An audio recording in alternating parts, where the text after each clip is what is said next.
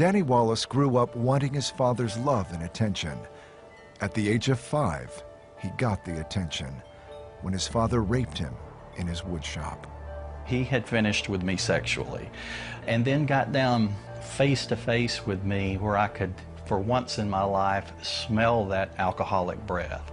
As he, eyeball to eyeball, told me, if you ever speak of this, I'll take your life, I'll bury you somewhere on this property, and they won't find you for years. Physical and sexual abuse continued the next few years, driving Danny deep into personal and sexual confusion.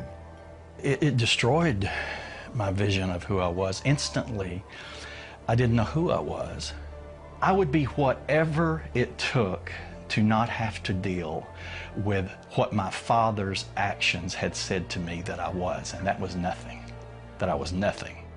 For years, Danny tried to earn his father's love, but when he was 10, his father lured him into an old barn where a group of men paid his father for sex with Danny.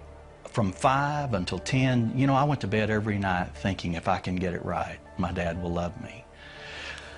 But one of those men in that circle that afternoon said to my dad, what are we going to do with him if we kill him? And my dad said, we're going to get rid of him. I remember it as clear as if it were yesterday. I stood in the middle of that barn and I said to myself, that old man's never going to love me. There's nothing I can do, there's nothing I can say. He will never love me. When he was 11, Danny went to a church service with his aunt and uncle.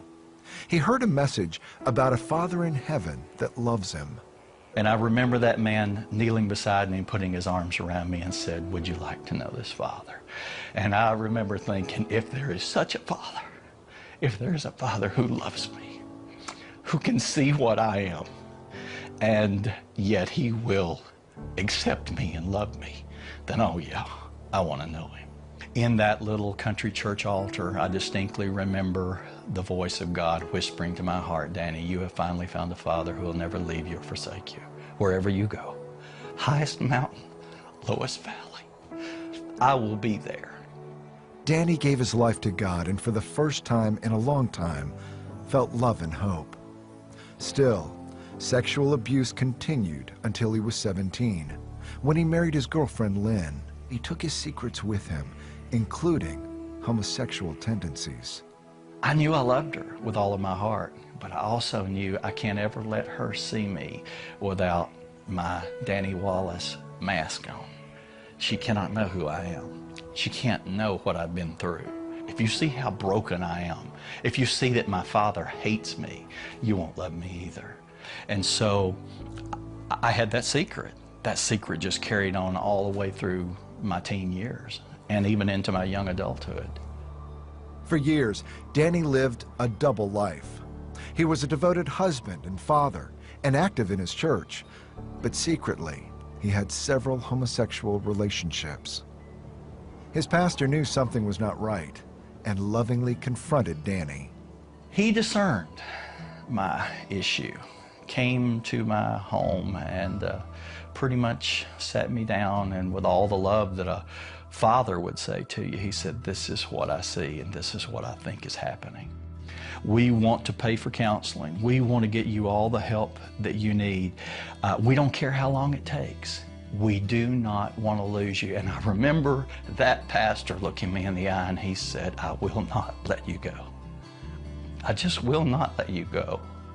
Whatever it takes, whatever you choose, you just know that I love you and that we're here for you. And I made the decision that day that if there's freedom to be found from this stronghold, I want it. I want to be free. I just knew that I loved him, and I knew I wanted him free of whatever that was tearing him apart, because he loved us, and I knew he loved me. With the support of his family, he worked with a Christian counselor at uncovering the root of his issues. Where a stronghold has come in your life, there is a door, and a specific door that's open. I often tell people, if you can identify that door, the door that led you into your stronghold will be the door when you can identify it that leads you back out. And he took me to that place of freedom that is found in absolute transparency, where I began to peel away those masks. Freedom comes from stepping to a place where the enemy can no longer follow you. The enemy is darkness, and he abides in darkness. What he really hopes will not happen is that you will find the courage to step from the shadows into the light of the truth of Jesus Christ.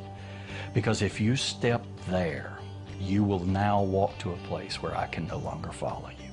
One of the final steps he took towards freedom was to forgive his dad before he passed away. I said, I will not drag this ball and chain any farther. I will not go to bed hating you anymore. I will not get up with the memories of the past defining my day. I'm going to lay this down here.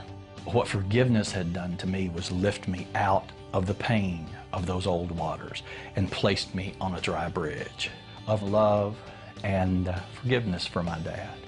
Today, Danny is eager to share his story about God's love and forgiveness. He wants others to find the same freedom he's experienced with his Heavenly Father. How desperately would you like to be free? And if you would like to be free, freedom can only come from stepping into absolute transparency with Jesus Christ. But my Lord, my Father, the one who spoke to me at 11 years old and said, I'll never leave you or forsake you, he is careful to tell us in the depth of our despair, I'll take you as you are. I do not condemn you. I didn't come to condemn you. I came to set you free.